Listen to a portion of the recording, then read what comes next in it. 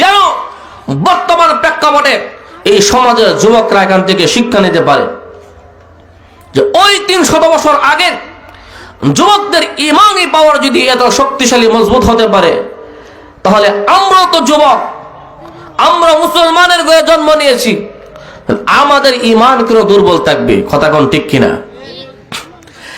এই জন্য এবার আমার আল্লাহ রাব্বুল আলামিন এই সব যুবকের প্রতি কথা পবিত্র কালামের মধ্যে উল্লেখ করে দিয়েছেন।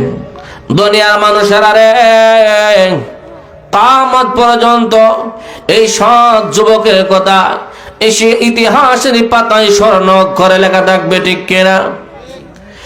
এই সব যুবক ওই জালেম তগুত শাসক বাদশা যখন এলাকায় ঘোষণা করে দিল, এই সেনাবাহিনীর দলেরা আমার এলাকায় ঘোষণা করে দাও যেন ওরা আমার কাছে মাথা নত করে এবং গ্রিক দেবীর কাছে গ্রিক দেবীর উপাসনা করে।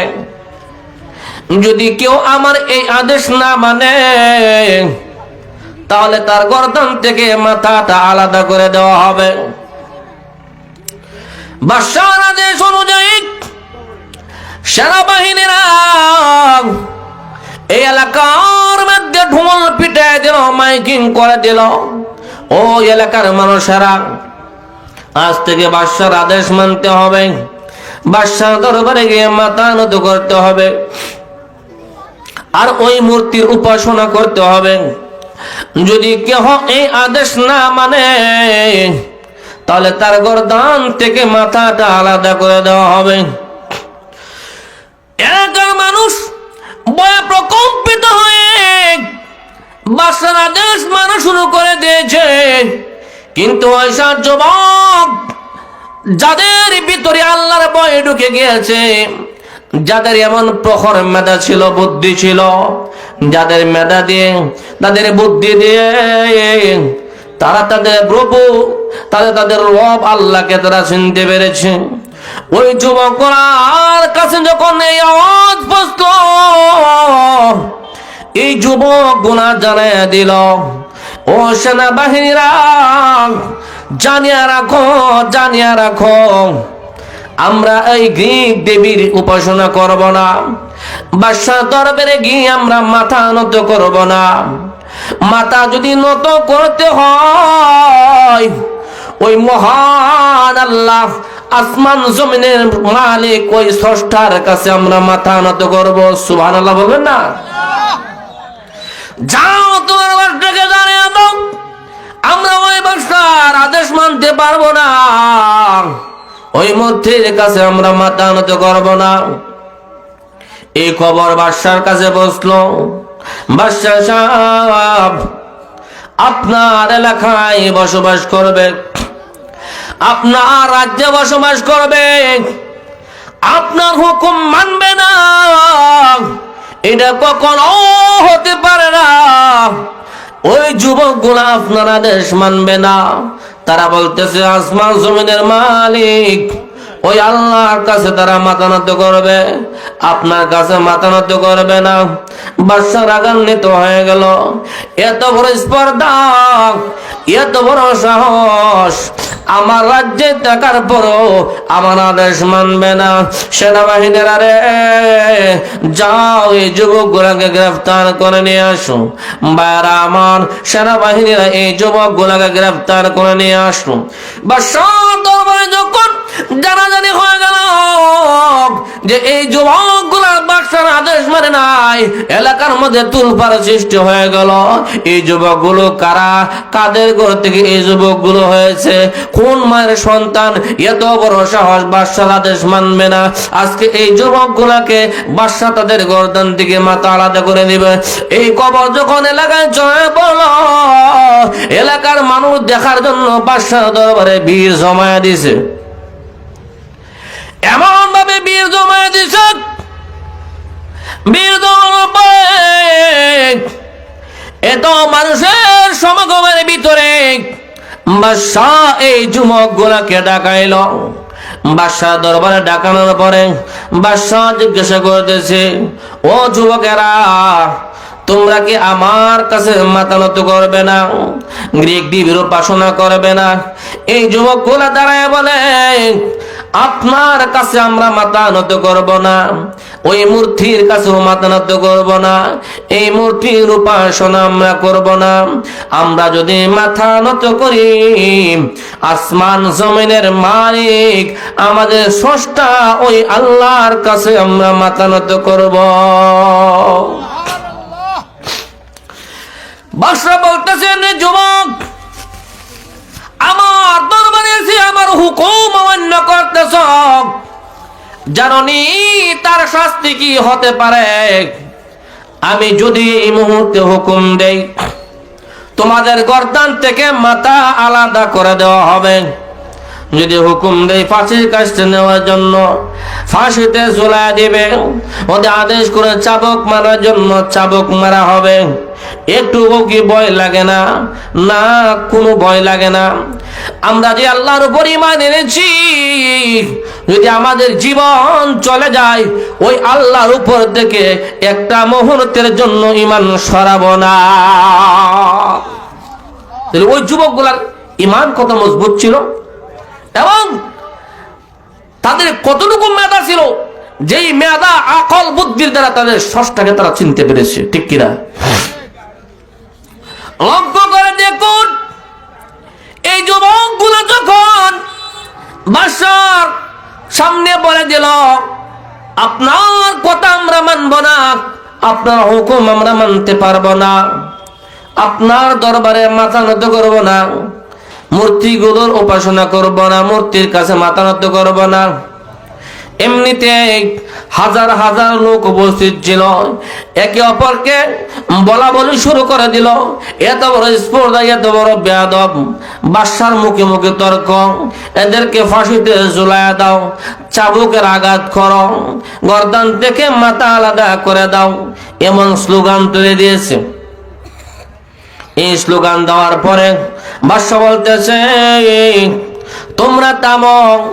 এই যুবক গুলা অল্প বয়সের যুবক, এরা এখনো ভালো করে বুঝতে পারছে না। ঠিক আছে রে যুবক,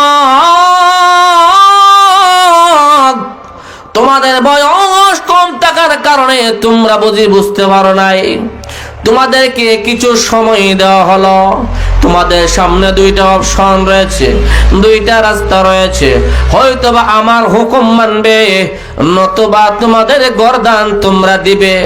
এই দুইটা রাস্তা রয়েছে, যে কোনো একটা পথ তোমরা অবলম্বন করতে পারো।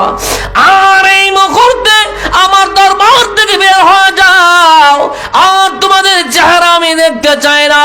কিছু সময় ফুরসত দিলাম, এই মুহূর্তে আমাদের দরবার থেকে বের হয়ে যাও। হয়তোবা আমার আদেশ মানবে, অন্যতবা তোমাদের গর্দান দেওয়ার জন্য তোমরা প্রস্তুত থাকবে। এমনিতে এই যুবক গুনা বাদশার দরবার থেকে বের হয়ে গেল। বাদশার দরবার থেকে বের হয়ে যাওয়ার পরে রাস্তায় গিয়ে একজন অপরজনকে বলতেছে, ও যুবক ভাই, বাদশার আদেশ তো আমরা মানি নাই, বাদশার উপর আমরা ঈমান আনি নাই, ওই মূর্তির কাছে মাথা নত করি নাই। এখন বাদশা আমাদেরকে আপাতত ফুরসত দিয়েছেন, সময় দিয়েছেন, কিন্তু জানে এই তাগুত জালেম বাদশা আমাদেরকে ছাড় দেবে না। আবার তার সিংহাসনের মধ্যে আমাদেরকে ডাকাইবে, আবার জিজ্ঞাসাবাদ করবে। আমরা যখন বলবো আমরা আপনার হুকুম মানবো না, মূর্তির সামনে মাথা নত করবো না, তখন আমাদেরকে চাবুকের আঘাত করবে, মারপিট করবে, এমনকি গর্দান থেকে মাথা আলাদা করে দিবে। সুতরাং যুবক ভাইরা, আমরা এমন আল্লাহর উপর ঈমান এনেছি, ওই আল্লাহ তো জায়গা জমিনের অভাব নাই। ঠিক কিনা?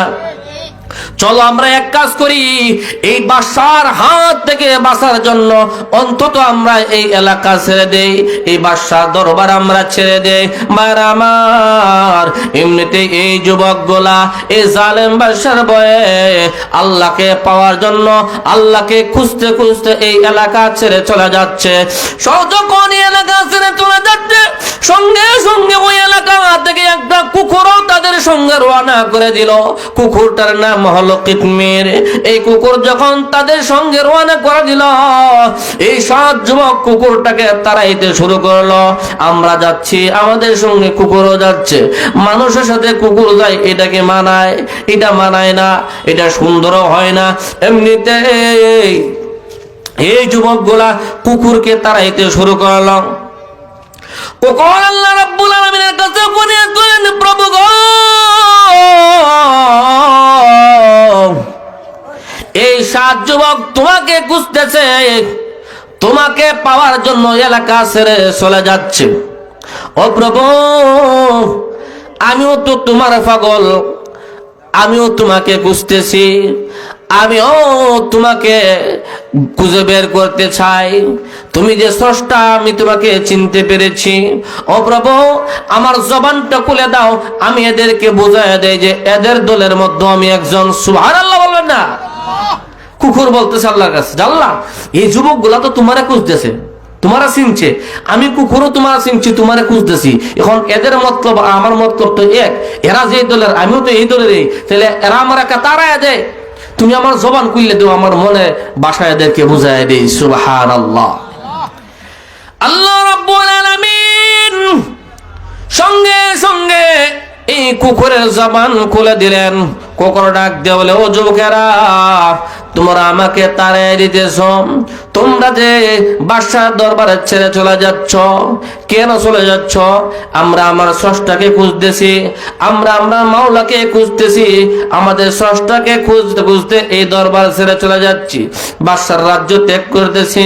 বলতেছে, আমিও আমার মাওলাকে খুঁজতেছি, আমার স্রষ্টাকে খুঁজতেছি, এই জন্যই আমিও তোমাদের সাথে রওনা করে দিছি। সুবহানাল্লাহ।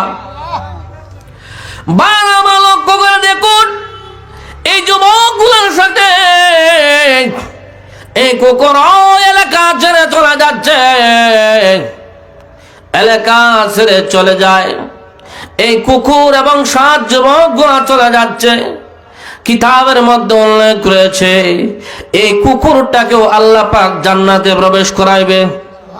আর কুকুরে কোন না, সুবহানাল্লাহ। তো এই কুকুর আর কুকুরের সুরত থাকবে না, এই কুকুরকে মানুষের আকৃতি দিয়ে সুরত দিয়ে আল্লাহ জান্নাতে দিবে।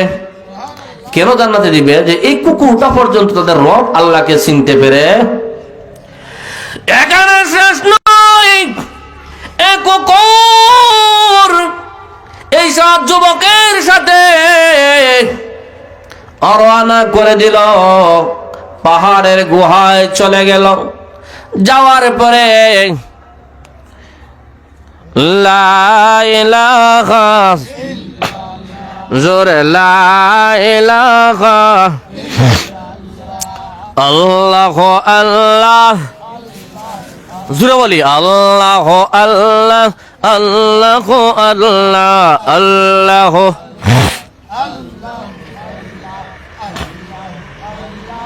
আল্লাহ আল্লাহ, আল্লাহ আল্লাহ। লাইভ বন্ধ নাকি? স্টপ করে দিও। আল্লাহ আল্লাহ, আল্লাহ আল্লাহ, আল্লাহ আল্লাহ। যুবকগুলা, তোরা আমি আল্লাহকে খুঁজতে গিয়ে জালেমের এলাকা ছেড়ে দিয়েছ, পাহাড়ে প্রবেশ করেছ। পাহাড়ের মধ্যে বাঘ ভাল্লুক রয়েছে, ওই বাঘ ভাল্লুক সিংহ শিয়ালের জম হলো কুকুর, ঠিক কিনা? এই জন্যই আল্লাহ রাব্বুল আলামিন এই যুবকগুলোকে হেফাজত করার জন্য এই গুহার মুখের মধ্যে কুকুর বসায়া দিলেন। কুকুরটা ঠিক দারোয়ানের মতো বসে গেছে। এই কুকুরটাকে আল্লাহ ঘুম পাড়ায় দিছে। সুবহানাল্লাহ। তাহলে কুকুর তো থাকতো না কেন? কতক্ষণ থাকবো? এক ঘুমে এই যুবকগুলোকে আল্লাহ রাব্বুল আলামিন 350 বছর ঘুমায় রাখছেন। এই যুবকগুলা এক ঘুমের মধ্যে 350 বছর কাটায় দিছে। সুবহানাল্লাহ।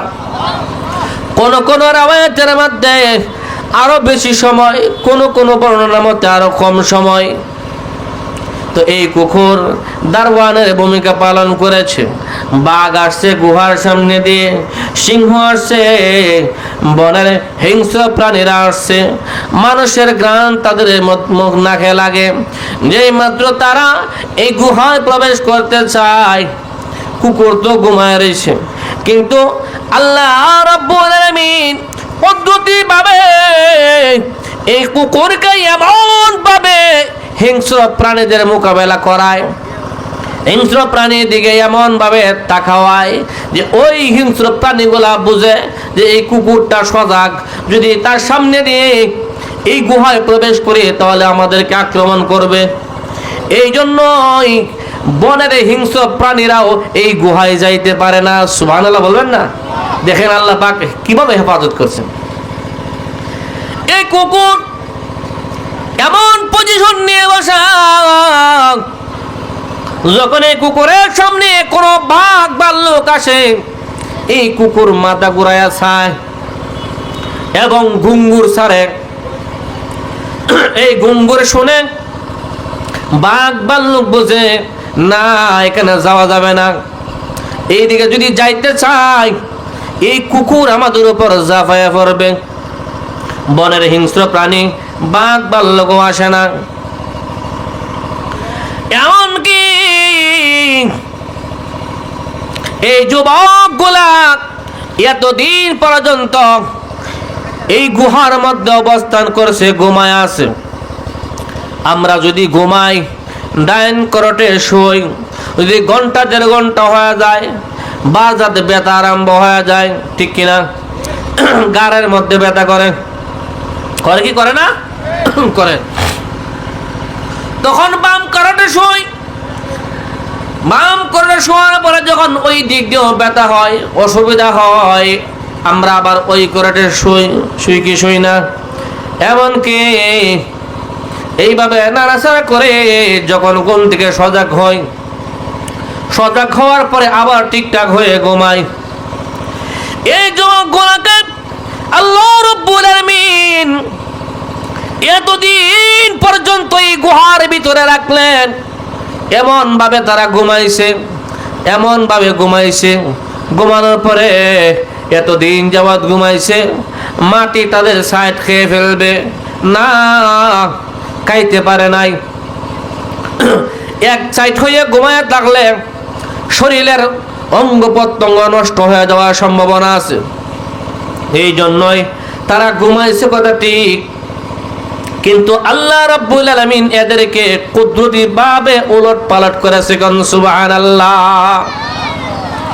ঘুমের মধ্যে আমরা ঘুমাইলে অসুবিধা হইলে যেভাবে আমরা লইরা ফিরা সোজা হই, ঘুমাই, ঠিক তদরূপ আল্লাহর কুদরতি ভাবে এতদিন পর্যন্ত এই যুবকগুলা যে ঘুমাইলো, এইভাবে নাড়াচাড়া করতেছে, মনে হইতেছে যে তারা সবে মাত্র ঘুমাইছে। সুবহানাল্লাহ। অর্থাৎ মাছ বাজি করলে যেইভাবে মহিলারা মাছকে উলট পালট করে, নালে এক সাইড নষ্ট হয়ে যাবে বা ফুরে যাবো গা, ঠিক কিনা? এইভাবে আল্লাহ পাক কুদরতি ভাবে এই যুবকগুলাকে উলট পালট করছেন। সুবহানাল্লাহ। যেই মাত্র এই যুবকগুলার ঘুম ভেঙে গেল, এতদিন পরে সজাগ হওয়ার পর একজন প্রথমে সজাগ হইল, অপরজনকে দেখা দিল, ও যুবক ভাই, এতক্ষণ পর্যন্ত ঘুমাইলা, এখন উঠো না কেন? আমরা কি খাওয়া দাওয়ার প্রয়োজন নাই? এখন উঠো না কেন? এই যুবক বলে, আরে দেখাইস না, এই মাত্র তো ঘুমাইলাম, আমার ঘুম ভাঙিস না। বলতেছে যে না, কখন আমরা ঘুমাইছি বলতেই পারি না। ঘুম থেকে উঠিয়া দেখে তাদের হাতের নখ লম্বা হয়ে গেছে, তাদের দাড়িগুলো লম্বা হয়ে গেছে, মাথার চুলগুলো লম্বা হয়ে গেছে, মোজগুলো লম্বা হয়ে গেছে। এখন এই অবস্থা দেখার পরে আর একটা দেখা দিয়া তুলে 7 জন যুবক ঘুম থেকে জাগার পরে একে অপরকে বলতেছে, মাত্র সবে ঘুমাইলাম, এই অবস্থা কেমনে হলো? আচ্ছা যাই হোক, লা ইলাহা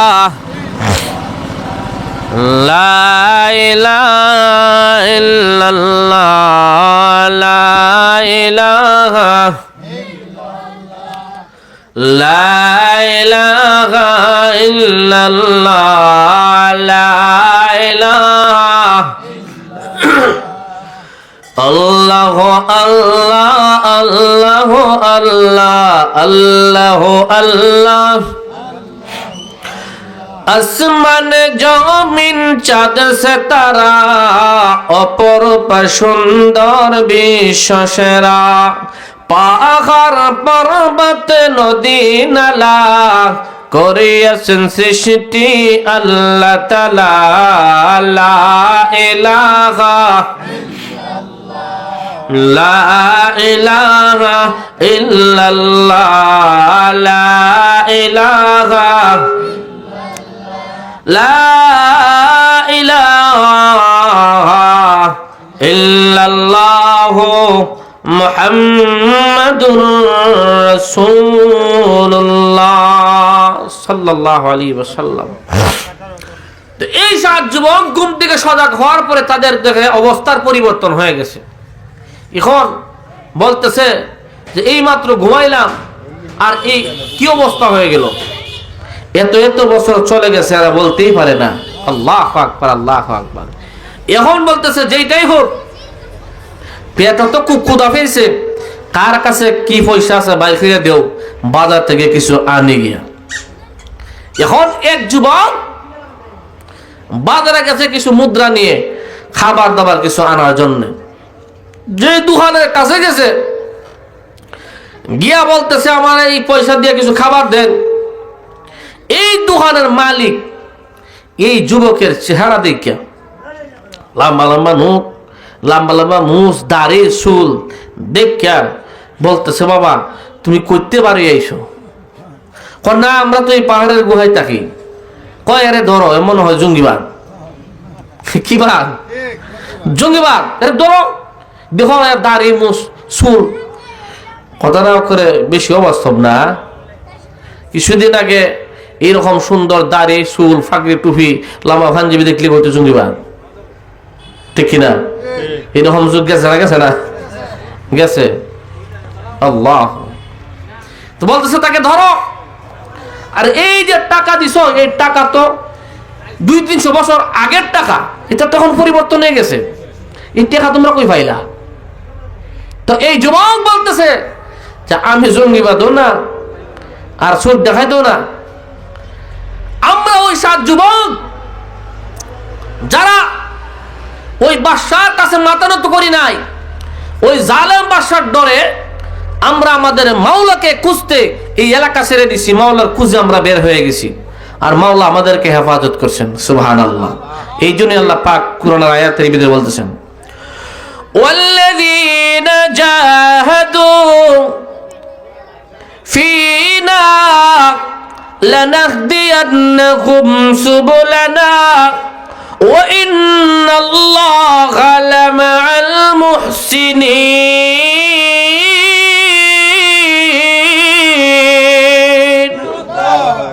আল্লাহ পাক বলেন যারা নাকি আমি আল্লাহর রাস্তায় চেষ্টা করে জিহাদ করে মুজাহাদা করে আমি আল্লাহ তাদের হেফাজত করি, তাদের জন্য আমি সহজ রাস্তা খুলে দিই। সুবহানাল্লাহ। এই যুবকগুলো আল্লাহকে পাওয়ার জন্য চেষ্টা করেছে, মুজাহাদা করেছে, ঠিক কিনা? যার কারণে আল্লাহ পাক এই যুবকগুলাকে হেফাজত করেছেন। শুধু তাই নয়, পাহাড়ের গুহায় 320 বছরের মতো ঘুম পাড়ায় রাখছেন। ওদেরকে পোকামাকড়ও খায় নাই, শরীর পচেও নাই, কোনো দিক দিয়ে নষ্ট হয় নাই। এমনকি বনের হিংস্র প্রাণীরাও পর্যন্ত আক্রমণ করে নাই। আল্লাহ পাক রব্বুল আলামিনের রাস্তায় জিহাদ করার জন্য চেষ্টা করার জন্য তারা বের হয়েছিল। আল্লাহ পাক তাদেরকে হেফাজত করেছেন। এখানে শেষ নয়, আল্লাহ পাক এদেরকে সঠিক রাস্তাও দেখায় দিয়েছেন। এই যুবককে যখন এই দোকানদার একটাই মানুষের ভিড় জমায়েত হয়ে গেল। এই যুবক কোথায় থেকে বের হয়েছে? জঙ্গিবাদের মতো দেখা যায়। এই যুবক কাঠ খাও, বাদশাহ দরবারে খবর দাও। তখনকার বাদশাহ মুসলমান, জালেম শাসক নয়। বাদশাহ দরবারে পৌঁছলো খবর, বাদশাহ সাহেব এক যুবক পাহাড়ের গুহা থেকে বের হয়ে আসছে। এই যুবকের চেহারা সুরতের কোনো ঠিক নাই। ওরা বলে 7 যুবক, তারা বলে অনেক বছর আগে তাদের জালেম বাদশাহ তার আদেশ মানে নাই, তার দরবারে মাথা নত করে নাই, মূর্তির সামনে মাথা নত করে নাই। না করার কারণে বাদশাহ তাদের গর্দান থেকে মাথা আলাদা করে দিবে। এই কারণে বাদশাহ দরবার থেকে তারা চলে আসছে আর ওই গুহার মধ্যে আশ্রয় নিয়েছে। আমার বিশ্বাস হচ্ছে না এত বছর এই গুহার মধ্যে কিভাবে কাটিয়ে দিল, কিভাবে তারা বসবাস করলো, কিভাবে তাদের জীবন যাপন হলো। মানুষ তো 60, 70, 80 বছর, 100 বছর, 150 বছর বাঁচে না। এরা এত বছর কিভাবে বাঁচতো? আমার বিশ্বাস হচ্ছে না। বাদশাহ সাহেব আপনি একটু খবর নেন, আপনার সেনাবাহিনীর ফোর্স পাঠিয়ে দেন। বাদশাহ এই কথা শোনার পরে সেনাবাহিনীর ফোর্স পাঠিয়ে দিল, যুবককে গ্রেফতার করলো। হে যুবক, আগে বাদশাহ দরবারে চলো, আগে জিজ্ঞাসাবাদ করা হবে, এরপরে তোমার ব্যাপারে সিদ্ধান্ত নেওয়া হবে। এই যুবক বলতেছে আমাকে গ্রেফতার করতে হলে আমার সঙ্গে আরো 7 জন আছে, ওই 7 জনকেও নিয়ে আসা হোক। বলতেছে কোথায়? যাও তোমার আস্তানায় চলে যায়। সেনাবাহিনীরা ওই 7 যুবকের আস্তানায় চলে গেল। ওই পাহাড়ের গুহা থেকে ওই 7 যুবককে গ্রেফতার করে বাদশাহ দরবারে নিয়ে যায়। বাদশাহ জিজ্ঞাসাবাদ করার পরে তারা সত্য বলে দেয়। তাদের কথা শোনার পরে বাদশাহ সাহেব মুসলমান বাদশাহ ছিলেন, অত ভালো বাদশাহ ছিলেন। এই বাদশাহ তাদেরকে ইসলামী আইন অনুযায়ী তাদের খাবার দাবারের ব্যবস্থা করেন এবং রাষ্ট্রীয় কোষাগার থেকে টাকা খাবারের ব্যবস্থা করে দিয়েছেন। সুবহানাল্লাহ। এই জন্যই বাইরে আমার এই যুবকগুলা মাকসার কাছে মাথা নত করে নাই, মূর্তির উপাসনা করে নাই। তাদের আকল দ্বারা, মেধা দ্বারা আল্লাহকে তারা চিনছে, আল্লাহর রাস্তায় তারা চেষ্টা মুজাহাদা করছে। এক পর্যায়ে বাদশাহ দরবার তারা ছেড়ে দিয়েছে। আল্লাহ পাক তাদেরকে হেফাজত করেছেন। ও যুবকেরা, তাদের কাছে কোরআন যায় নাই, ওয়াজ মাহফিল তারা শুনে নাই, তাদেরকে কেউ দাওয়াতও দেয় নাই। এরপরও যদি এই যুবক আল্লাহর উপর এমন ভাবে ঈমান আনতে পারে, তুমি আর আমি মুসলমান, তাহলে তোমার আমার কাছে কোরআন এসেছে, মসজিদ আছে, মাদ্রাসা আছে, ওয়াজ মাহফিলের মঞ্চগুলো রয়েছে। ও যুবক ভাইরা, তোমার আমার ঈমানের মধ্যে কেমন গুণে ধরছে যে তুমি আমি কেন এমন মজবুত ঈমানওয়ালা হতে পারি না? যুবকরা রে, ইসলামের প্রথম যুগে সর্বপ্রথম কালেমা পড়ে যুবকদের মধ্যে ইসলাম গ্রহণ করেছেন সিদ্দিক আকবর। কথা কোন ঠিক কিনা? সে তো মুরব্বী ছিল না, যুবক ছিল।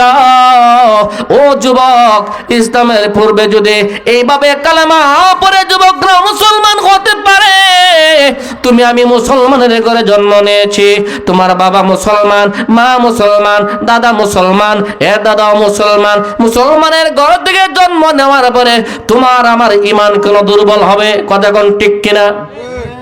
আজকে আমরা ঈমান দুর্বল হওয়ার কারণে বিশ্বের আনাচে কানাচে বেঈমান ইহুদিরা আমাদেরকে মারতেছে, ঠিক কিনা? আমরা ঈমান দুর্বল থাকার কারণে বেঈমান ইহুদিরা আমাদেরকে পৃথিবীর আনাচে কানাচে মারতেছে। কি মারতেছে না? মারতেছে।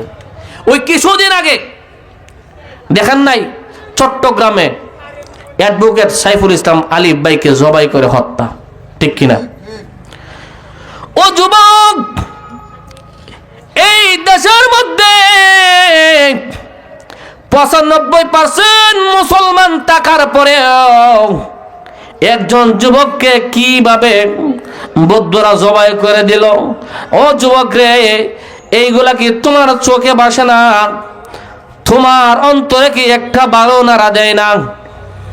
এত মুসলমান বসবাস করি, আমাদের দেশের মধ্যে হিন্দু বৌদ্ধ খ্রিস্টান বসবাস করতেছে। রাষ্ট্রীয়ভাবে ইসলাম অনুযায়ী যতটুকু মর্যাদা পাওয়ার পাইতেছে, ঠিক কিনা? আমরা তাদের কারো গায়ে আঘাত করি নাই, কাউকে আমরা মারি নাই। একসাথে বসবাস, একসাথে হাট বাজার, ঠিক কিনা? একসাথে চলাফেরা। আমরা তাদের মন্দিরের মধ্যে হামলা করি না, মন্দির পাহারা দেই। সরকার পতন হওয়ার সময় মাদ্রাসার ছাত্ররা গিয়ে মন্দির পাহারা দিয়েছে, ঠিক কিনা? ও যুবকেরা, তোমাদের কিভাবে ইমানটা এত দুর্বল হয়ে গেল? ওরা যদি 5% লোক হয় তোমাকে আমাকে জবাই করতে পারে, তাহলে তুমি আর আমি খালিদ বিন ওয়ালিদের উত্তরসূরি, ওমর ইবনুল খাত্তাবের উত্তরসূরি, তুমি আমি কি করা উচিত? কথা কোন ঠিক কিনা?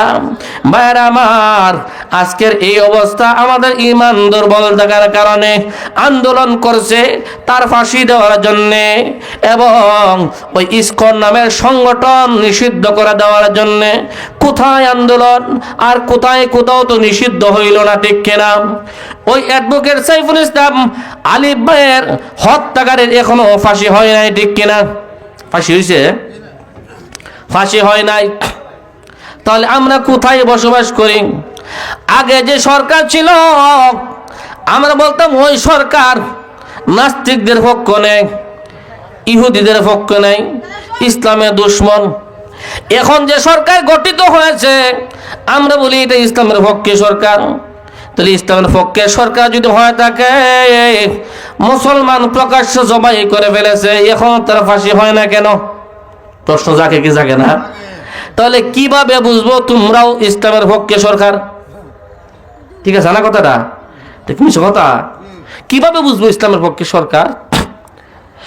আর যদি কোন মাদ্রাসার শিক্ষক ছাত্র করতো, দেখতেন মিডিয়াগুলো তুলফার আরম্ভ করে দিত, আমক মাদ্রাসার শিক্ষক, আমক মাদ্রাসার ছাত্র জঙ্গিবাদ। কি করছে? মন্দিরে আগুন দিয়ে দিছে। আর কি করছে? ইন্দুরে মারে লাইছে, জবাই করে লাইছে। এরে ধরো, মাদ্রাসাগুলো বন্ধ করে দাও, এগুলো জঙ্গিবাদের রাস্তা না। বলতো কি বলতো না? কিন্তু এখন তোমরা কোথায়? মুসলমান মারে লাইছে, এখন তোমরা কোথায় আছো মিডিয়া দল? এখন তোমরা প্রতিবাদ করো না কেন? ওলামা একরাম যথেষ্ট প্রতিবাদ করতেছে। আজকের এই মঞ্চ থেকেও পরিষ্কার জানিয়ে দিতে চাই, যেই সাইফুল ইসলাম আলিফ ভাইকে প্রকাশ্য জবাই করে হত্যা করেছে যে সন্ত্রাস কুলাঙ্গা, তার দৃষ্টান্তমূলক শাস্তি যদি ফাঁসি না দেওয়া হয়, আর এদের সন্ত্রাসী সংগঠন ইসকনকে যদি রাষ্ট্রীয়ভাবে নিষিদ্ধ ঘোষণা করা না হয়, তাহলে আমাদের হযরত উলামা একরাম এর বিচার করতে গিয়ে, ইসকনকে নিষিদ্ধ করতে গিয়ে যদি রাজপথে ডাক দেয়, হযরত উলামা একরামের ডাকে ওই সাত যুবকের মতো তাজা ঈমান নিয়ে মায়ের কাছ থেকে বিদায় নিয়ে কাপড়ের কাপড় মাথায় বেঁধে রাজপথে নামতে কারা কারা প্রস্তুত আছেন? হাত তুলে দেখান।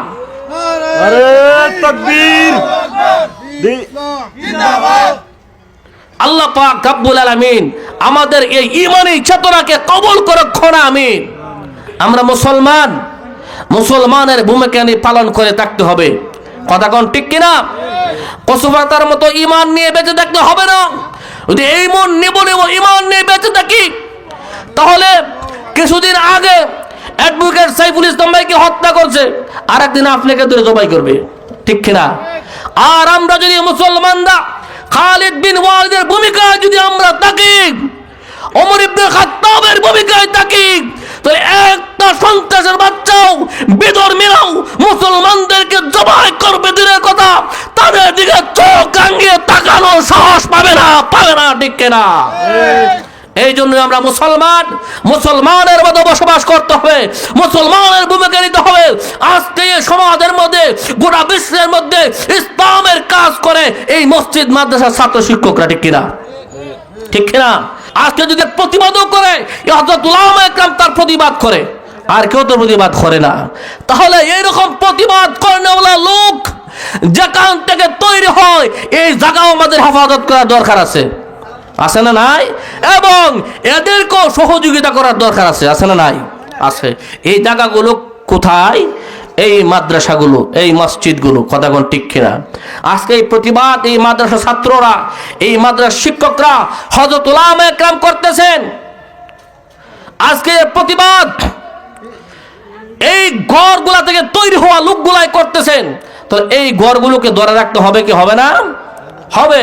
এই ঘরগুলোকে মজবুত করতে হবে কি হবে না? হবে। এই জন্যই আজকের এই মঞ্চ থেকে আপনাদের কাছে উদারতা আহ্বান থাকবে, এই তাম বাংলাদেশের কওমি মাদ্রাসাগুলোকে হেফাজত করতে গিয়ে যদি টাকা পয়সা অর্থ সম্পদ দিতে হয়, আমরা দিতে রাজি আছি ইনশাআল্লাহ। এমনকি এইগুলাকে কিয়ামত পর্যন্ত হেফাজত রাখতে গিয়ে টাকা নয়, পয়সা নয়, এই মাদ্রাসাগুলোকে হেফাজত করতে গিয়ে, নবীর বাগানগুলোকে হেফাজত করতে গিয়ে যদি টাকা লাগে টাকা দেব, পয়সা লাগে পয়সা দেব, এগুলাকে হেফাজত করতে গিয়ে, বাতিলদের মোকাবেলা করতে গিয়ে যদি দেহ থেকে প্রাণও দিতে হয়, আমরা রাজি আছি কি রাজি আছেন ইনশাআল্লাহ? নারে তাকবীর, নারে তাকবীর। আল্লাহ পাক সবাইকে কবুল করুক, আমিন। সম্মানিত হাজিরিন, এই জন্যই এই মাদ্রাসাগুলোকে টিকায় রাখতে হলে এই মাদ্রাসাগুলোকে সহযোগিতা করতে হবে। হবে কি হবে না? হবে ইনশাআল্লাহ। আমরা সহযোগিতা করতে রাজি আছি না? রাজি আছি না ইনশাআল্লাহ? রাজি আছি।